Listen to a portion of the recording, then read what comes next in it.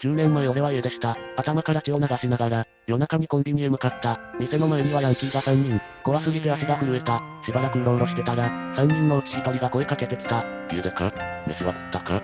で、サンドイッチ買ってくれて、店の前で座り込んで話した。虐待されてて、家にいられなかったってことも全部、朝方になってその人が言った。交番まで送ってやるよ。それがきっかけで俺は施設に入った。そして今日久しぶりに、地元に戻って、あのコンビニに行ってみた。そしたらいたんだよあのヤンキー。声かけたら、誰だお前。って言われたけど、10年前に拾われたガキです。って言ったら、急に笑って背中バンバン叩いてきた。痛いけど嬉しかった。そのまま居酒屋に連れてかれて、施設の話とか、今の俺のこととか話してたら、その人も昔同じ施設に、いたってことが分かった。だから助けてくれたんだって。焼肉代1万円超えてたけど、一度助けたんだから、二度目もあるだろ。って言って、全部払ってくれた。連絡先も交換した。人生ってこういうこと、あるんだなって思った。